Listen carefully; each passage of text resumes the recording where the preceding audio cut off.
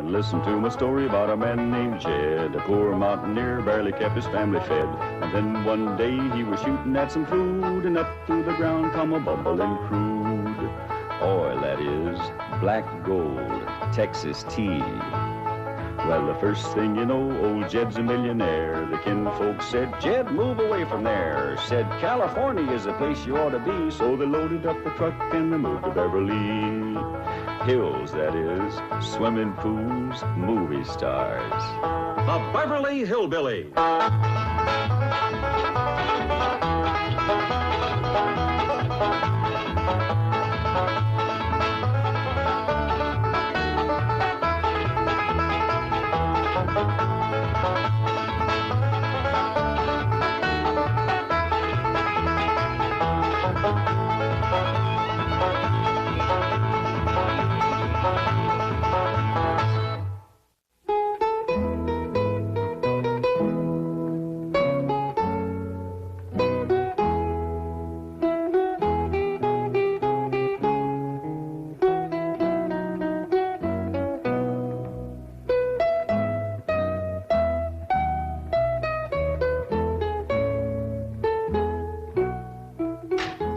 Isn't this exciting, Mrs. Drysdale? Discovering that your next-door neighbors may be descendants of the very first settlers.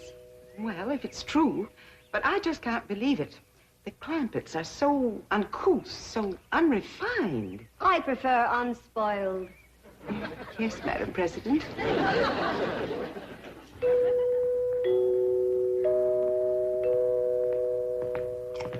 Jethro, did you ask your teacher over to Pot School about that music like I told you? Oh, yes, sir, Uncle Jed. She explained it to me, and I got it all wrote down.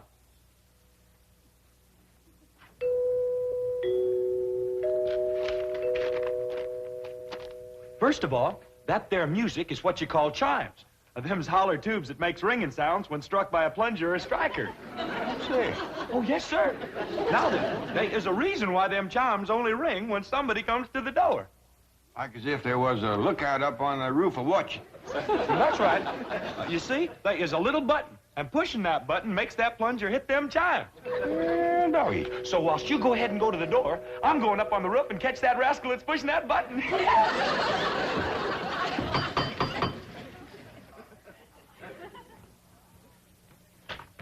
Well, howdy, ladies. Come in, come in. Good Good morning. morning, Mr. Clampett. Have a chitlin. Oh, what a treat, of course. Thank you. Thank you. Where's Granny? Oh, she's out in the kitchen stone grinding some cornmeal. Stone grinding cornmeal? Now, that's something we must see, Mrs. Drysdale. Come along. In a moment, Madam President. Mr. Clampett, will you tell your cousin Pearl that my car and chauffeur are at her disposal? Sure will. Pearl! You gonna eat your chitlin? Oh, yes, of course. By the way, Mr. Clampett, just what is a chitlin? Oh, these ain't ordinary chitlins. These is Granny specials. They is possum innards deep fried in boiling hog fat. Jack? Pearl, how come you to be using Miss Drysdale's car? Well, Jed, now that we's high society, I can't be seen riding around in that old truck. When did we high society? Since that historical lady found out that your ancestors come to this country for the Mayflower. What's that got to do with me? That's the way society works, Jed. The earlier your kinfolk got here, higher up that puts you. And I reckon the high society folks is the Indians. No, it don't work that way. How come? I don't know how come. Well, they was here for anybody else. Now, Jed, let's not try to change the rules. Let's just start enjoying the game. Up to now, Mrs. Drysdale's treated us like wet dogs at a wedding. That's kind of warmed up. Warmed up? She can't do enough. Why, she's having her chauffeur take me to all the fancy stores and then to her beauty saloon.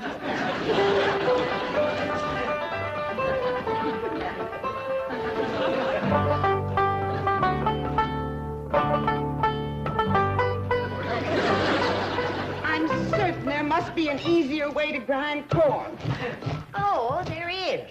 Now, back home, we took our turn of corn to the grist mill down by Catfish Creek.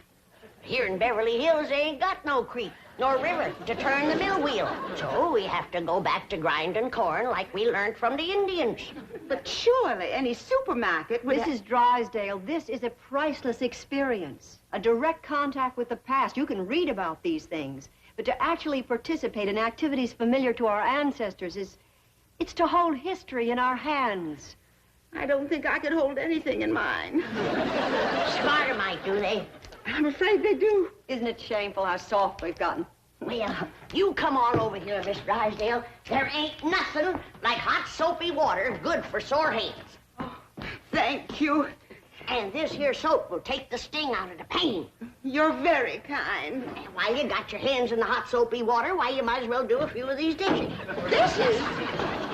Well, you seem to set quite a store on handling all of these old historical pewter pots and pans. Oh, I do. I do. But I have to meet my husband at his bank immediately. In fact, I'm late now. But don't you worry, Miss Drysdale. I'll save up a bunch of thrills for you, like churning and lye making and corn husking and chicken plucking and goat milking.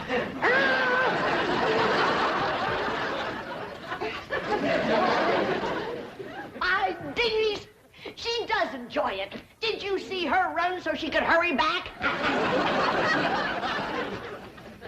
Now, whose idea was the two baby goats? Ellie Mae's. As if I didn't know. I declare, girl, you are the limit when it comes to dragging home critters. All I sent you for was a couple of chickens and a milking goat for Granny. I know, Pa, but these little rascals cried something awful when we commenced to taking their ma away from them. Oh, dear, I forgot that Pearl has my car. Oh, Miss Drysdale, someplace you gotta go? Yes, to the bank to see Milburn. I'll call a cab. Oh, no, that'd be downright unneighborly of us to let you do that. Would Jethro and Ellie Mae can drive you down there? Sure will. In this truck? Yeah, one good turn deserves another. After all, you let Pearl take your car. Oh, yeah, you can have the back seat all to yourself, Miss I'm Drysdale. in a terrible hurry. I better call a what? Ain't nobody can get you there faster than we can, Miss Drysdale. Don't worry, Miss Drysdale. This hickory bench is tied on good and tight. Yeah, but Here, Mrs. Drysdale, you can hold that little fella so he won't bother me when I drive. Now, remember, she's in a hurry, but drive careful, Jethro. Well, I think I better not go with you.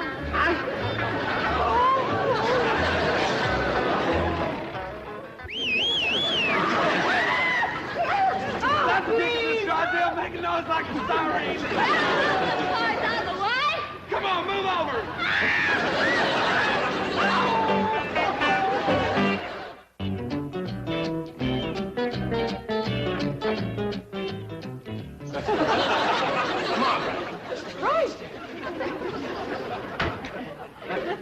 Did you come through the bank in this condition? Jane, how could you explain this? The Clampett. I don't want to hear any more complaints about the Clampetts. Oh, they may be a bit unrefined, but at least they don't run around the streets of Beverly Hills smashed. What happened to your beautiful spring hat? Oh, boy, the crying jag. Get some coffee, I'll get her walking. Molly, I can't understand. I can't understand this. I have never seen you take a drink before the cocktail hour. Come on. let go of me. Margaret, please lie down. I will not. Now, you're not going to be one of those kind of drunks, are you? I am not intoxicated. I'm mortified. The word is ossified. Will you listen to me? The Clampetts are to blame for this. Oh, of course. And I suppose Granny gave you some of her corn? A huge bowl like this? Here we are, Mrs. Drysdale. Have a sip of this. Thank you, I shall. Oh, that does help. Tell me, confidentially, what did happen to your hat? It was eaten by a goat. Have some more coffee, Margaret. Mrs. Drysdale, you really must get a grip on yourself. Now, if Mrs. Smith Standish verifies that the Clampetts are indeed first family material, then you too will be in the spotlight. I'll be in the hospital. Oh, So help me, if those uncouth hillbillies become my social peers, life will cease to be worth living. Oh, Miss Hathaway, take me home. No, Margaret. What happened to your car? Did it get smashed, too? Cousin Pearl has it. Oh!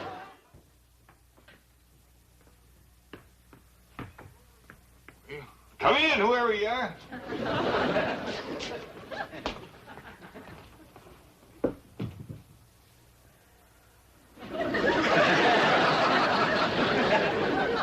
Bonjour, Jade. Who are you? Pearl, s'il vous plaît. Pearl who? Your cousin.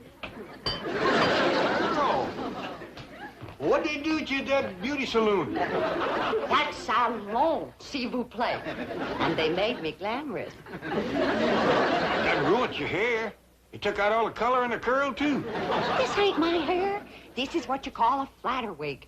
All them high society women is wearing them now. How come? Ain't they got no hair of their own? Of course they have. But variety is the spice of life. S'il vous plaît. What's that s'il vous plaît? I thought you'd never ask. That there's French. What does it mean? I don't know. But all them society women in the beauty salon kept saying it to the fellas that was fixing their hair. I tell you, Jed, we gotta learn us some French if we're gonna be in high society. Mr. Chauffeur, you may go, s'il vous plaît. Very good, madam. Good day, sir. Yes, sir. Sure is, if it don't rain. That's the way to live. A big limousine and a livered chauffeur. And then folks just know you's high society. All you gotta do is say a few of them French words, and they go to bowing and scraping all over the place. What's all this stuff? Them surprises for everybody. High society surprises. You ain't getting me in one of them wigs. Uncle Jed, Granny wants... Bonjour, monsieur. Who's she? I'm your ma. S'il vous plaît, that's called. Ma? Where'd you learn how to speak Italian? Hey, Granny, Ellen May, come look at Ma. She fell head first in a flour barrel. We got our work cut out for us, making high society out of that one. You can s'il vous play that again. Hey, Pearl! Killing me, high society ladies don't go around carrying goats. Well, Miss Drysdale held one on her lap all the way to the bank. Didn't she, Jethro? Oh, yeah. What's all the commotion in here? Looky yonder at glamorous Cousin Pearl.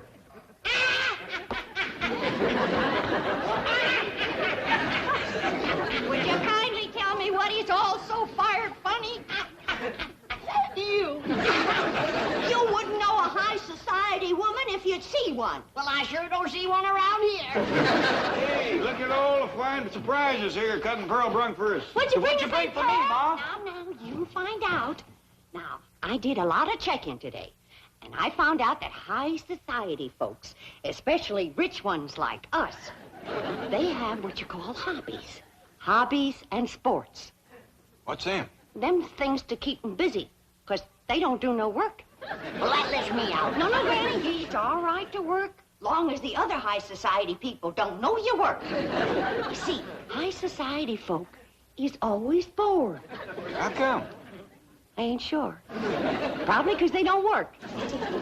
Well, why don't they just work and not bother with, Now, Jed, let's not go to changing the rules again. We're just getting into the game. All right, Pearl, tell us what you want to do. Well, Mrs. Smith Standish said they might be wanting to take our picture for the high society page in the newspaper. So I figure we gotta look like high society. Now, all of you go and put your clothes on, and when Miss Smith Standish sees us, she won't have to be shamed. I don't think I want to get mixed up in this nonsense. Granny, please. Oh, come on, Granny. Since it pleasures Pearl so much, it can't hurt us none. Besides, Pearl knows a lot more about high society than we do. Thank you, Jed. Jed? Mrs. Smith Standish, it gives me great pleasure to present my blood cousin, that international millionaire and high society sportsman, Mr. J.D. Clampett. Jed!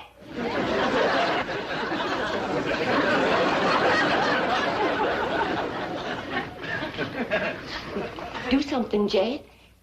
polo first. I don't know how you pole. I feel like a named fool.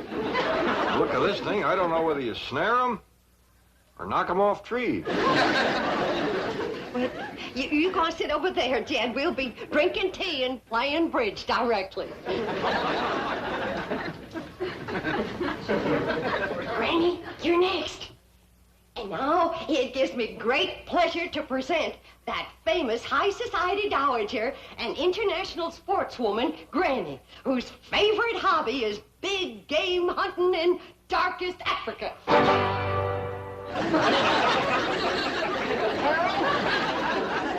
It's a good thing for you this gun ain't loaded. Granny, you go on over there and sit down, and we're gonna have tea and bridge. Now, those of us who is high society knows there just ain't nothing more cultured than ballet dancing. And so it gives me great pleasure to present them wealthy, bored, international young'uns whose favorite hobby is ballet dancing, Ellie Mae and Jethro. How beautiful. That's only half. Come on out, Jethro. I ain't gonna do it. Jethro, come on out. I don't want to, Ma. You look fine. You're just dripping culture.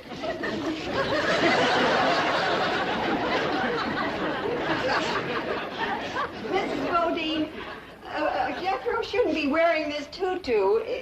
See, Ma? I told you. Well, I know it ain't big enough, but it's fine for the pictures. No, wait a minute. Wait. We ain't got tea and bridge yet.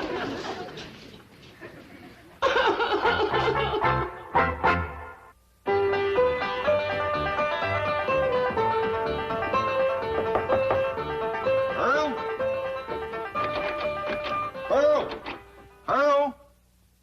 Go away. Oh, Pearl, come on out. Don't sit in there and sulk.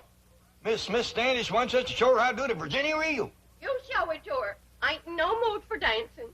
Oh, we can't dance it without you. Come on, everybody's getting all dressed up. I had you all dressed up and you run out on me. Pearl, we just ain't ready for society that high. Now, Mrs. Smith Standish wants us all to get dressed for reeling.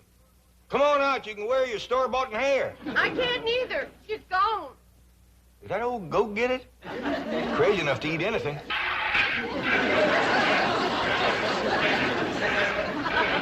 Oh, you're doing beautifully, Mrs. Drysdale. I'm proud of you. She sure got the hands for it, ain't she? Miss Drysdale, your husband's here. He's going to dance with us.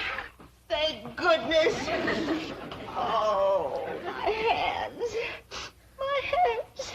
They'll never be the same again. There's nothing like milking a goat to pretty the hands. Come on, Granny. We're getting ready for the Virginia reel. I'll fetch your lap organ in for you. Oh, Mrs. Drysdale, have you seen this priceless antique lap organ? Oh, so that's what it is. I mean, it's marvelous. You like music, Miss Drysdale? I adore music, especially the authentic lap organ. I reckon Granny will let you have a turn, won't you, Granny? Why, sure. Mrs. Drysdale, did you hear that? Oh, what a red-letter day this is for you. Oh, yes, indeed it is, Madam President. Well, come on, let's get in there and get at it.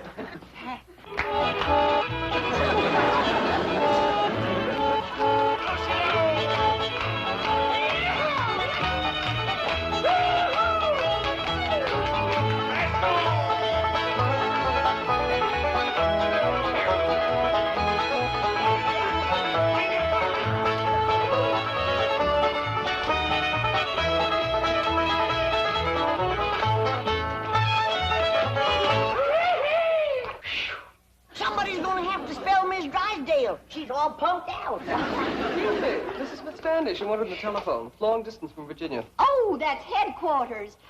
Mr. Clampett, if our genealogical records confirm those entries in your family Bible, you will make headlines from coast to coast. Your pictures will be in every newspaper. As direct descendants of the first family to settle Jamestown, you'll be celebrities, all of you. You'll be on radio, television, flown to New York for a ticker-tape parade, then on to Washington to meet the president, address a joint session of Congress. Statues will be erected of you. Excuse me, the telephone? Let her roll, Miss Hathaway. Oh, she's right. I've got to come down to earth long enough to get confirmation. Excuse me. Mrs. Smith Standish speaking. Yes? Yes. Oh, well, that was the entry in the old Bible I couldn't quite make out. Oh, well, Mr. Clampett is right here. I'm sure he'll be able to give us confirmation immediately. Mr. Clampett, if your great-grandfather's name was Ezekiel, you are the Clampett the world is waiting to discover.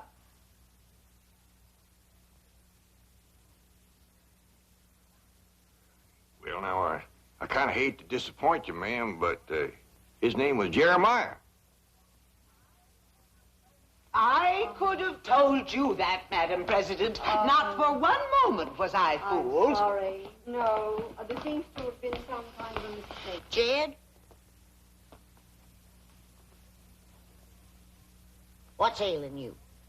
You know doggone good and well your great-grandpappy's name was Ezekiel. Yeah, I know, Granny. But what would an old mountain goat like me have to say to the president and Congress? Come on, everybody, let's have another Virginia reel. Yeah!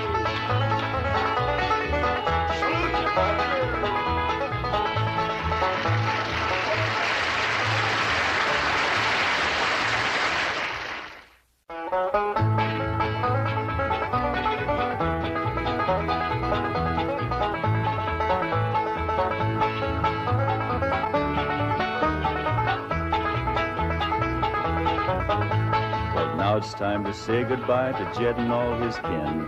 They would like to thank you folks for kindly dropping in. You're all invited back next week to this locality to have a heaping helping of their hospitality. Hillbilly, that is. Set a spell. Take your shoes off. Y'all come back now. Here?